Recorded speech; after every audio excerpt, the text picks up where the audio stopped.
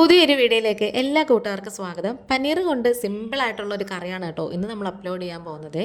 ചപ്പാത്തിയുടെ കൂടെയൊക്കെ നല്ല ബെസ്റ്റ് കോംബോ ആണ്. വീഡിയോ സ്കിപ്പ് ചെയ്യാതെ ഫുള്ള് കാണും. ഇഷ്ടപ്പെട്ടാൽ സപ്പോർട്ട് ചെയ്യണേ. താമസിക്കുന്നില്ല, നേരെ വീഡിയോയിലേക്ക് പോകാം.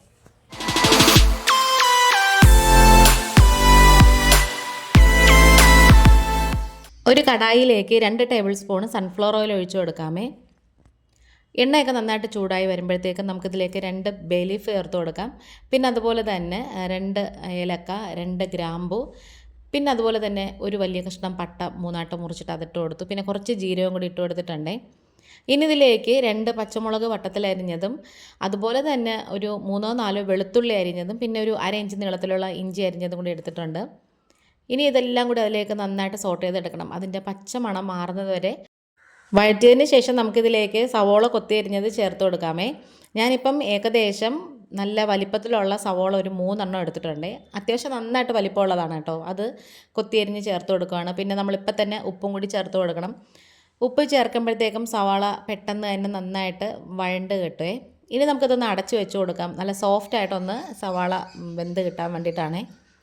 എന്നിട്ട് നമുക്ക് ഇടയ്ക്കിടയ്ക്ക് ഒന്ന് തുറന്ന് കൊടുക്കണം. എന്നിട്ടൊന്നും കൂടെ വഴറ്റി കൊടുക്കണം. ഇതിനിടയ്ക്ക് ഞാനൊരു 3-4 തവണ അടപ്പ് മാറ്റിയിട്ട് ഒന്ന് വഴറ്റിയതിന് ശേഷം ഒന്നും കൂടി അടച്ചു വെച്ച് കൊടുത്തിട്ടുണ്ടായിരുന്നേ. ഇനി ഇതിലേക്ക് നമുക്കൊരു കുഞ്ഞ് തക്കാളി എടുത്തിട്ടുണ്ട്. അത് ഇതേപോലെ ഒന്ന് ചെറുതായിട്ട് നുറുക്കിയതിന് ശേഷം അതും കൂടി ചേർത്ത് കൊടുക്കാമേ. തക്കാളിയൊക്കെ നന്നായിട്ട് വെന്ത് ഉടഞ്ഞ് കിട്ടണേ. ആ ഒരു പരുവം വരെ നമുക്കിതൊന്ന് വഴറ്റി കൊടുക്കണം. സവാളയുടെയൊക്കെ ഒരു ബ്രൗൺ നിറം അങ്ങനെ ആവണമെന്നൊന്നുമില്ല. നമ്മൾ സാധാരണ ചിക്കനൊക്കെ വെക്കുമ്പോൾ നന്നായിട്ട് ബ്രൗണിഷ് കളറാക്കത്തില്ലേ, ആ ഒരു പരുവമൊന്നും ആവണ്ട. ഒരു കണ്ണാടി പരുവം കഴിഞ്ഞിട്ട് ഒന്ന് വെന്ത് കിട്ടണം. ആ ഒരു പരുവം വരെ നന്നായിട്ട് വഴറ്റിയതിന് ശേഷം നമുക്കിതിലേക്ക് ചേർത്ത് കൊടുക്കേണ്ടത് പിരിയൻ മുളകിൻ്റെ പൊടിയാണ്. അതിപ്പം ഏകദേശം 1 ടേബിൾ സ്പൂണും പിന്നെ അതുപോലെ തന്നെ ഒരു 1/2 ടീസ്പൂണും കൂടി ചേർത്ത് കൊടുത്തിട്ടുണ്ട്. ആ പൊടിയുടെയൊക്കെ ആ ഒരു പച്ച ചൊവ, ഒരു കുത്തലുണ്ടല്ലോ, അത് മാറുന്നത് വരെ നന്നായിട്ട് വഴറ്റി കൊടുക്കണം. പിന്നെ ഇതിലേക്ക് നമുക്ക് മഞ്ഞൾപ്പൊടി ചേർക്കേണ്ട ആവശ്യമില്ല.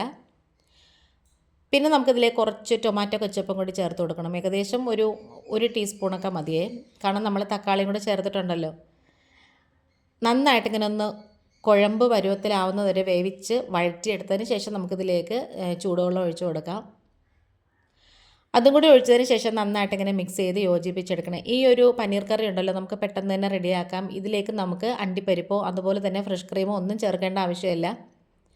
അപ്പോൾ ഉപ്പ് കുറവായിരുന്നുകൊണ്ട് ഞാനൊരു ഇച്ചിരി ഉപ്പും കൂടി ചേർത്ത് കൊടുത്തിട്ട് ഇതിലേക്ക് പനീർ കട്ട് ചെയ്ത് ക്യൂബ്സായിട്ട് വെച്ചിട്ടുണ്ട്. അതും കൂടി ചേർത്ത് കൊടുത്തിട്ടുണ്ട്.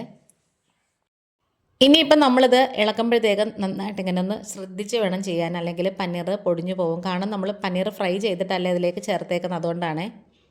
ചപ്പാത്തിയുടെ നല്ല കോമ്പിനേഷനാണ് കേട്ടോ. പിന്നെ നാൻ അതുപോലെ തന്നെ പൊറോട്ടയുടെ ഒക്കെ കൂടെ കഴിക്കാൻ നല്ലതാണ്. വെജിറ്റേറിയൻസിനൊക്കെ ഭയങ്കരമായിട്ട് ഇഷ്ടപ്പെടും, നോൺ വെജിറ്റേറിയൻസിനും ഇഷ്ടപ്പെടുവേ.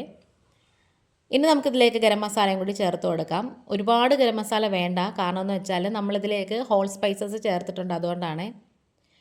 പിന്നെ കുറച്ച് കസൂരി മേത്തിയും കൂടെ നന്നായിട്ട് കൈകൊണ്ട് തിരുമ്മിയതിന് ശേഷം ചേർത്ത് കൊടുക്കാം. ലാസ്റ്റ് കുറച്ച് മല്ലിയിലയും കൂടി വിതറി കൊടുക്കണം. മല്ലിയില കുറച്ച് കൂടുതൽ ചേർക്കണം, അതാണ് കേട്ടോ ഇതിൻ്റെ ഒരു ടേസ്റ്റ് എന്ന് പറയുന്നത്. പിന്നെ ഈ ഒരു കറിക്ക് കടുക് താളിക്കുന്ന പരിപാടിയൊന്നുമില്ല. ഇതിലേക്ക് നമുക്ക് വെളിച്ചെണ്ണ എടുക്കുന്നതിനേക്കാളും ഇതുപോലെ സൺഫ്ലവർ ഓയിൽ എടുക്കുന്നതാണ് കേട്ടോ നല്ലത്. പിന്നെ അതുപോലെ ബട്ടർ അങ്ങനത്തെ സംഭവങ്ങളൊന്നും വേണ്ട കേട്ടോ. അപ്പോൾ നമ്മുടെ ഗ്രേവിയൊക്കെ നന്നായിട്ട് കുറുകി നന്നായിട്ട് തിക്കായിട്ട് വന്നിട്ടുണ്ട്. ഇനി നമുക്ക് ഉപ്പും എരിവും പുളിയും എല്ലാം പാകത്തിനായിട്ടുണ്ടോ എന്ന് നോക്കാം. ലാസ്റ്റ് കുറച്ച് കറിവേപ്പിലയും കൂടി ഇതിൻ്റെ മുകളിലേക്ക് വിതറി കൊടുക്കണേ. അപ്പോൾ എളുപ്പത്തിലുള്ള പനീർ കറി ഇവിടെ റെഡി ആയിട്ടുണ്ട്. നമ്മുടെ വീഡിയോയും വൈൻഡ് അപ്പ് ചെയ്യാറായി. ഇനി ചപ്പാത്തിയുടെ കൂടെ നല്ല അടിപൊളിയായിട്ട് കഴിക്കാം. ഇന്നിപ്പോൾ ഇത്രയേ ഉള്ളൂ. വേറൊരു വീഡിയോ ആയിട്ട് വേഗം വരാം. Thanks for watching.